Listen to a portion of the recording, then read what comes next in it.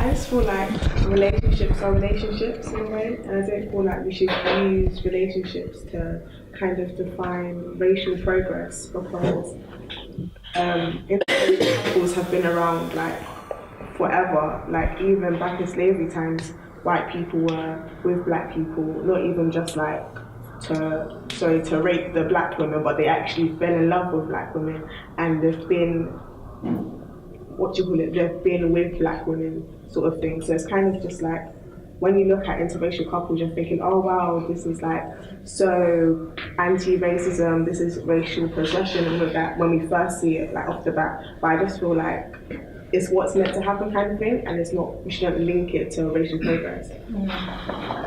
For me, I feel like racism isn't like personal prejudice and like me not liking someone, someone not liking me, like, oh, I don't like her, she's black. Like, obviously that's racist. But I feel like when we're thinking of racial progression, I'm thinking of it in a systematic way. So my boyfriend, if I had a boyfriend and he was white, I don't know what that does. Like, he could still have prejudices against black people or other people of colour. I don't really think it does anything. I think, yeah, like you said, I think a relationship is just indicative of the relationship. I don't think it's representative of anything larger, in my opinion. Back when there were interracial couples, like you were mentioning, when some people were just raped, right, and some people genuinely fell in love, it wasn't openly acceptable. There was a taboo around it. So at least now, if I had a white boyfriend and I went to my parents are cool, but like I went out in public with it, not a lot of people would turn heads. But whereas 100 years ago, it'd be like, rah, you're with a white person. So there is a little bit of progress. I'm not saying it's perfect. We all know it's not perfect, and like, I think when we think of progress, we're thinking, oh, are we perfect yet? No, we're not perfect, but there is small steps towards something that's better in comparison to what was before, sort of thing. Personally, that's what I think. The only thing that's progressed is the attitude towards people of colour, not towards interracial relationships. It's just that, like you said before, there was like a certain stigma around interracial relationships, etc. But I think the only thing that's changed is that people of colour aren't viewed as subordinate or less than any other colour. I think that's the only thing that's changed, not the whole idea of interracial love. That's just my view. I feel like people are still not accepting, but quite about the unacceptance. So the fact that no one's complaining or no one's like at you about your interracial relationship doesn't mean that they're in total agreement. Also, I feel like quite a lot of interracial, okay, maybe not quite a lot, because some interracial relationships are born out of fetishes, because your parents, your family will not accept this. It's like a rebellious phase, and you're with that person, not to spite your parents, but the thrill of doing something your parents will not approve is just exciting for you. And in that sense, I don't see that as progress. And since interracial marriages have become more common and to some extent societally acceptable, what progress have we seen in terms of how has that changed relationships between different races in the country? I don't think there's been any much change since. Interracial marriage hasn't solved any problems, basically. He hasn't created any, but he hasn't solved any either. So I don't think it's contributed to any progress.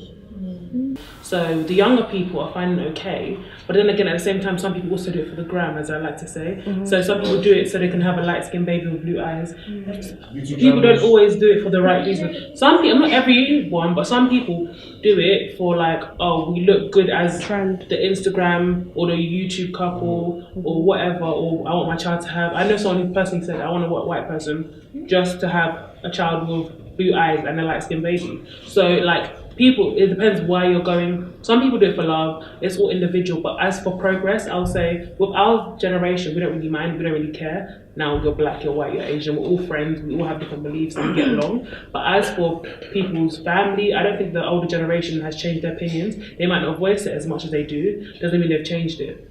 I'm not disagreeing with what you're saying, because like, I'm nodding my head to everything, but then doesn't that indicate a little bit of progress? The fact that we can say that it's like we're better minded than what our parents are or our grandparents are, like just in the slightest sense. Like I see all the problems. I see fetishization. I see like everything, but there's a small fraction of people that are just normal. They're doing it just out of love, and that is a little bit of progress, right?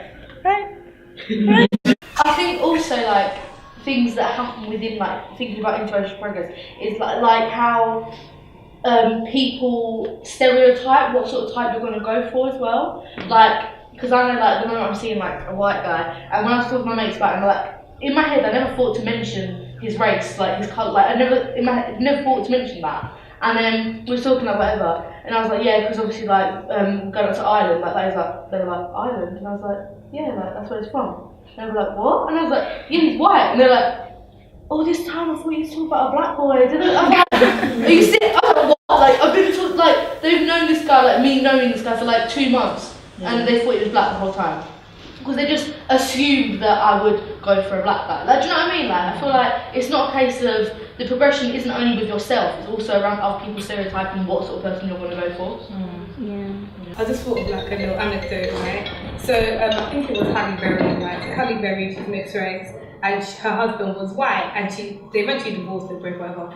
And she said one time they were having an argument, and he called her a nigger. Oh. No. So I already just shocked her to like, wow. You weren't ready. That's shocking. Just a little bit of shame. You know what I mean? That's like, so you mean you were able to be with a black woman and have a child that is of mixed heritage, but you still think she's a nigger when it comes down to it. I think that's very telling. And also I think as well in terms of like, don't want to seem like I'm stretching it, but like the new Jim Crow really, like the idea of like, the idea that we think, oh okay, so because we've outlawed segregation, that means that everybody's all singing together, all the races are singing Kumbaya, but really it's not like that. Like, do you know what I mean? There's still places that where people don't want to mix, where people aren't about that life. So I think we shouldn't look at the law saying like, yeah, because you know, interracial marriages, they're legal now, but so what? That doesn't take away the prejudice that comes with against people of colour with those kind of relationships. So I feel like, it's like, there's no problem with it, but I don't think that it should be used as any sort of poster for racial progression. As a society, I think it's a good thing, but like I said before, structurally, the people who run the media are the ones who basically portray people of colour as lesser. But in a sense of people now have the ability to actually go for someone out of their race. I think that is because 50 years ago, people who are of colour would throw stones at me when I'm walking down the street, if you know what I'm saying. So I think racism is kind of really personal, although society makes it feel like it's something that it just like has this grip on our society. I think it's individual to the person and the kind of experiences they've had with people of colour. Like, if people can be racist to me more time, it's not really because they just feel like black people are lesser, just because one time they were walking down the street and then we just walked into the wrong black guy. So I think that the fact that people are more willing to go for people in other races just kind of highlights the fact that society's now realizing that when a black guy does something wrong to them, it's just that black guy. You know, when someone does something wrong to them, it's just that. So I think it is some sort of progress, like in that sense. And then for you to say that interracial relationships is a sign of racial progress, I feel it's not politically correct, because you can't say that because we're allowed to love someone that isn't of our skin colour, that means that we've eradicated one form of racism. It's not that simple to think that, oh yeah, I'm with someone, that means that that's racial change. I feel like it has helped a bit because it's just removed that kind of stigma that a white person can't be seen with a black person because black people are seen as the lesser race, the less educated, the less cultured race. But it doesn't tackle the problem. I could be with a white person and his family is still going to think I'm uneducated. I could have gone to Oxford and they'll still think I'm uneducated and my family is like something, do you know what I mean? So it's not progress in a sense.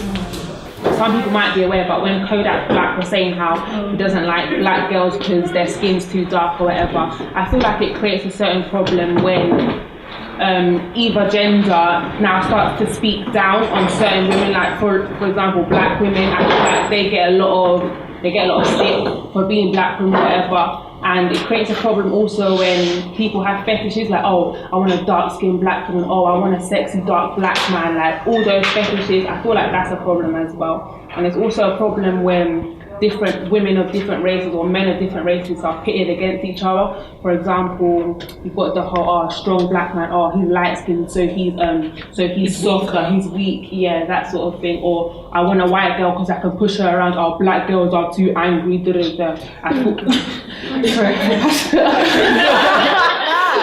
but I feel like it creates a problem in that sense. The only problem I feel like it creates, I don't know if it's my personal problem or people have a problem with it, but like, what's it called, like cultural appropriation, like the braids, like white girls with braids and all of that, like the mixing culture, like there's no problem with mixing cultures, but like when Kim Kardashian started all that crap about boxer braids, whatever, like just stealing people's culture, I'm not really a fan of that, so. And you think that happens because they're interracial? Yeah. Due to what you were saying about cultural appropriation, tune into my YouTube guys next week. We're talking about black hair.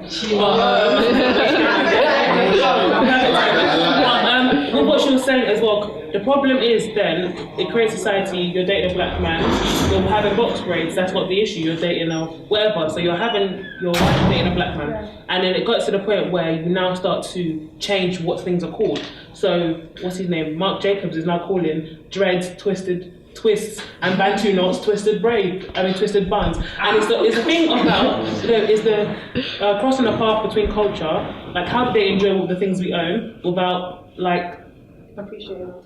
Yeah, like there'll be like printed top instead. I'm not getting into any racial thing. I'm trying to say that with the kind of backlash from things like that is the cultural appropriation, like you're saying, not understanding what things truly are for what they are, or not understanding the heritage and history behind it. You wear it, you call it twisted braids, but Kim Kardashian created it. But it's been but it's been there for hundreds of years. So I feel like there's a pro and there's a con, but also with interracial relationships, there's interracial relationships and racism. They're still two different things, and people like to compare them. There's loads of interracial relationships. If you look at Instagram, Tumblr, any social media, if you look at the type that's put out there, there's a certain look for a black girl and almost a certain look for a white guy. Rarely, or if it's not, there's a certain size.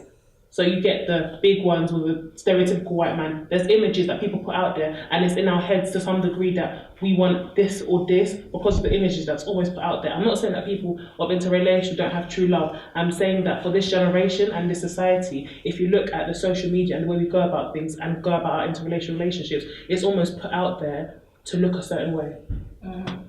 When parents say stick with someone your own like kind, it's just so narrow-minded because how am I supposed to go up to a brown guy and go, are you Sri Lankan? Are you Tamil? In my heart, so I think in that sense, like, I don't think parents should be so like restricting. Consciously, you start to believe, oh yeah, maybe black girls are loud, or even you as a black girl sometimes can be like, you see a meme about black girls and like it's funny, but it's low-key not funny, you know what I mean? And so you're kind of like, that's me. And then you're like, wait, you deep it a little bit, you're like, I respect black women a lot, but I also feel as if they're also cultural appropriation. You know, black women wear straight hair. is that cultural appropriation? No, it's not cultural appropriation.